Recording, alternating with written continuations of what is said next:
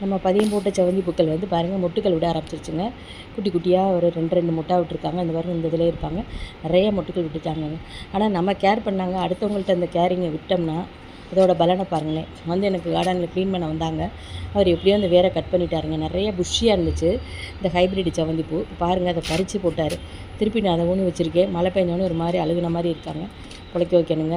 அடுத்து கத்திரிக்காய்கள்லாம் மேலே வந்து மழை பெஞ்சோடனே ஒரு மாதிரி ஸ்பாட் ஆகுறாங்க. அது மாதிரி இந்த பூவே நான் எல்லாத்தையும் பறிச்சிடுறேன். ஏன்னா இவங்க வந்து இவங்களும் அது மேலே பட்டு எல்லோ ஸ்பாட் வர்றதுக்கு வாய்ப்பு இருக்குது. அதனால் அந்த பூக்கள் எல்லாம் இன்றைக்கி எல்லாத்தையும் பறிச்சாச்சு. செடியில் இந்த புதுசாக பூத்த ஒரு பூ மட்டும் இங்கே இருக்கட்டும் விட்டு வச்சுருக்கேங்க. பாருங்களேன் எவ்வளோ அழகாக இருக்காங்க. இந்த பாருங்கள் எல்லோ ஸ்பாட் வருது பாருங்கள். அந்த எப்படின்னா அந்த மழை தண்ணி அதில் பட்டு தாங்க அது வருது. மழை காலத்துலேயும் எப்படியும் வரும். மெயினான காரணம் இந்த பூக்கள் அப்படி விட்டு வைக்கிறது தான். வைக்கக்கூடாது. நேற்று நான் இல்லை, அதனால் எவ்வளோ க்யூட்டாக இருக்காங்க பாருங்களேன். செவந்தி பூக்கள் பாருங்கள் நம்ம பதியம் போட்டு வச்சது நல்லா வளர்ந்துட்டாங்க பாருங்கள். கோயிலேருந்து வாங்கிட்டு வந்தேன்னு சொன்னேன்ல, அதே மாதிரி இந்த கத்திரிக்காய்க்கு இது மாதிரி வருது. பூக்களும் மொட்டுக்கள் நிறையா விட்டுருக்காங்க பாருங்கள். இவங்களுக்கு மருந்து ஸ்ப்ரே பண்ணணுங்க. Happy garden.